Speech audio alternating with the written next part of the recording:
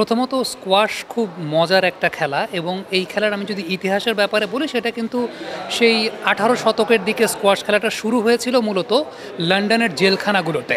আপনি দেখতে পাচ্ছেন যে স্কোয়াশের যে একটা গ্রাউন্ড সেটা কিন্তু একটা বদ্ধ জায়গায় খেলা হয় এবং যেহেতু জেলখানা একটা বদ্ধ জায়গা থাকে খুব সম্ভবত সেই পার্সপেক্টিভ থেকে জেলখানার যারা কয়েদি ছিলেন সে সময় জেলখানা যেহেতু সংশোধনাগার তাদেরকে দিয়েই প্রথমত স্কোয়াশ খেলাটা শুরু হয়। এরপর 1830 সালের দিকে একটা স্কুলের বাচ্চারা তারা একটা স্কোয়াশড বল দেখলেন, সেই স্কোয়াশড বলটা দিয়ে তারা খেলা শুরু করেন এবং এটা একটা নতুন ডাইমেনশন পেল।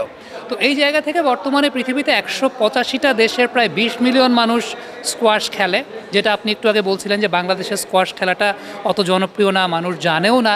সেই জায়গায় ইস্পাহানি চতুর্থবারের মতো ওপেন স্কোয়াশ আয়োজন করেছে এবং আমার কাছে মনে হয় এটা অত্যন্ত সাধুবাদ জানানোর মতো একটা উদ্যোগ। আমি আজকে আসলাম, আমিও প্রথমবারের মতো সত্যি কথা বলতে স্কোয়াশ কীভাবে খেলা সেটা দেখলাম। এটা তো ডেফিনেটলি টেলিভিশনে ওয়ার্ল্ড কম্পিটিশনগুলো দেখা হয়েছে, কিন্তু চোখের সামনেই প্রথমবারের মতো দেখলাম।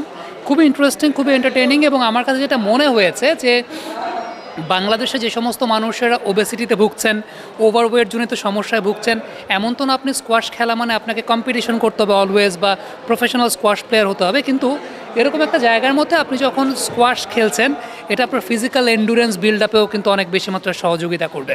তো আমার কাছে মনে হয় যে চতুর্থবারের মতো ইভেন্ট আয়োজিত হয়েছে, পঞ্চমবার যখন আয়োজিত হবে এটার আরও জাঁকজমকপূর্ণভাবে আয়োজিত হবে যাতে পার্টিসিপেটিং পার্সনের সংখ্যাটাও বৃদ্ধি পায় এবং মানুষ উৎসাহিত হয়। কারণ আমরা আজকে যে কম্পিটিশন দেখলাম, বাংলাদেশের যারা লোকাল স্কোয়াশ খেলেন তারা পার্টিসিপেট করেছেন, তারা রেজাল্ট ওয়াইজ খুব বেশি ভালো করতে পারেনি, কিন্তু তাদের জন্য একটা লার্নিং এক্সপিরিয়েন্সের জায়গা।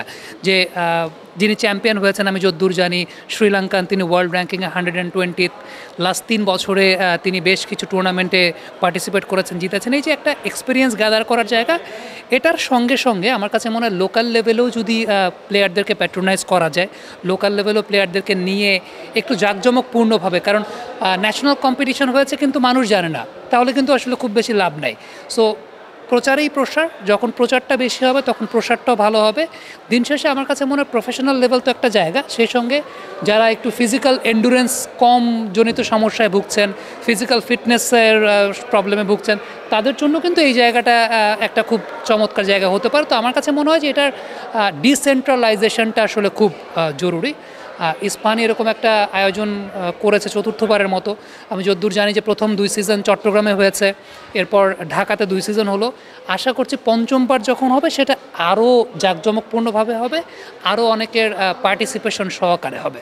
প্রথমে জানাতে হবে যে স্কোয়াশ এরকম একটা ইভেন্ট হয় বাংলাদেশে যেখানে খেলার সুযোগ আছে, এবং ওই যেটা হয় না যে স্পোর্টস কালচার বিল্ড আপ করার জায়গাটা, ছোট ছোট বাচ্চাদেরকে যদি বাবা মায়েরা চিন্তা করেন যে আমার ছেলেটা বা আমার মেয়েটার physical and mental strength build up করার জন্য তাকে ডিফারেন্ট কাইন্ড অফ স্পোর্টসের সঙ্গে দিলে সেটা ভালো হয়।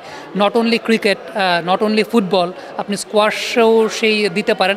তবে এর জন্য সবচেয়ে ইম্পর্ট্যান্ট ব্যাপার সেটা হচ্ছে স্কোয়াশ ফেডারেশন যারা আছে তারা যত বেশি ম্যাস পিপলকে এখানে ইনক্লুড করতে পারবেন, ওয়েলকাম করতে পারবেন, এটা যেন শুধুমাত্র একটা শ্রেণীর জন্য গচ্ছিভূত না থাকে, বা এটা যেন শুধুমাত্র একটা শ্রেণী খেলতে পারবে, যে যারা শুধুমাত্র খেলছে তাদের পর্যন্ত সীমাবদ্ধ না থাকে।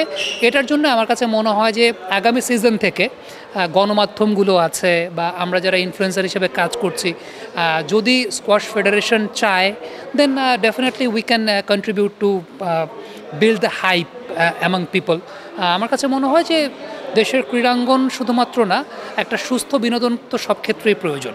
সুতরাং এক্ষেত্রে স্কোয়াশ এই খেলাটা খুব ইন্টারেস্টিং, এবং এমন না যে আপনার খুব বড় কোনো জায়গা প্রয়োজন হচ্ছে, আপনি যে কোনো জায়গাতেই কিন্তু এরকম একটা ব্যবস্থা করে নিতে পারেন, শুধু আপনি নিয়মকানুনগুলো যদি জানেন। তো আমি উত্তরোত্তর সাফল্য কামনা করছি এবং আশা করছি, যেটা বললাম চতুর্থবারের মতো আয়োজিত হয়েছে, পঞ্চমবার যখন আয়োজিত হবে তখন হয়তোবা আমি আপনার সঙ্গে কথা বলবো, তখন হয়তো আরও পার্টিসিপেটিং নাম্বারস বৃদ্ধি পাবে।